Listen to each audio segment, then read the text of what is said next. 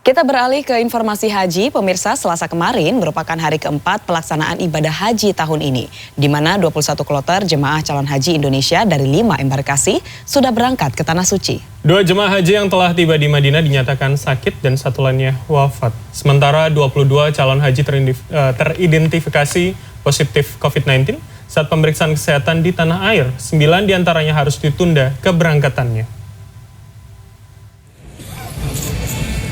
Hingga Selasa kemarin di Madinah, Arab Saudi tercatat 2 jemaah haji asal Indonesia sakit dan menjalani perawatan di klinik kesehatan Indonesia di Madinah. Sementara satu lainnya atas nama Suharti Rahmat Ali dinyatakan wafat.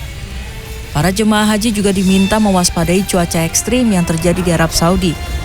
Selasa kemarin, suhu di Arab Saudi tercatat 44 derajat Celcius.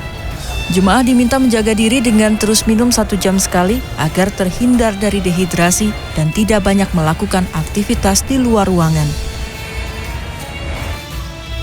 Hingga hari keempat penyelenggaraan haji, Kementerian Agama telah memberangkatkan 7.991 petugas dan calon haji dari 5 embarkasi ke Tanah Suci.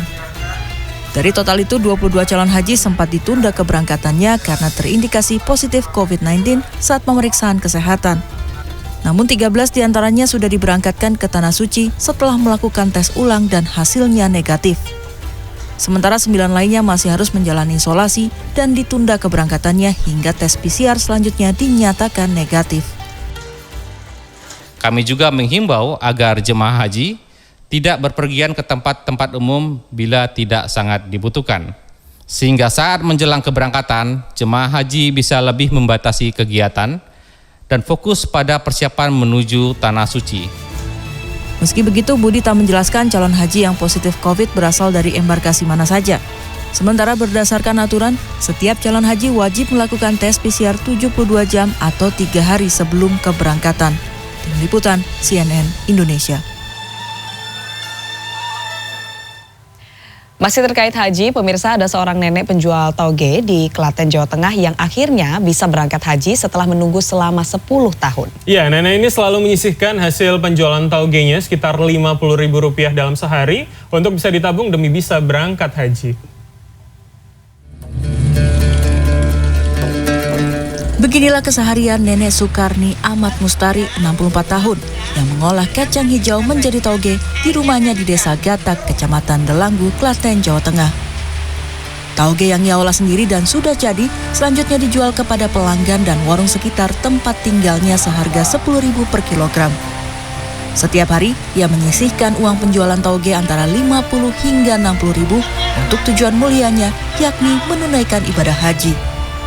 Setelah terkumpul, tabungannya digunakan untuk mendaftar haji dan melunasi kekurangan biaya lainnya. Hal itu sudah ia lakukan sejak 2010. Setelah 10 tahun lebih menabung, akhirnya ia bisa berangkat ibadah haji tahun ini. Di rumah dulu Mas, ditaruh di rumah Mas. Kalau sudah 3 juta atau 2 juta, saya suruhkan nabung di anak saya di Bank Jateng. Kalau saya simpan sendiri, kan nanti kan untuk sedekah, untuk apa, kan sedekah itu kan dari yang rezeki lain gitu loh Mas. Nenek Karni sedianya berangkat 2020, sempat tertunda karena pandemi melanda. Ia sempat khawatir tak bisa berangkat ke Tanah Suci lantaran pandemi yang tak kunjung usai. Jika tidak ada perubahan, Sukarni bersama rombongan akan berangkat ke Tanah Suci melalui kloter Arafah, Kecamatan Delanggu, Klaten pada Minggu 12 Juni 2022. Bagus Adi, Klaten, Jawa Tengah.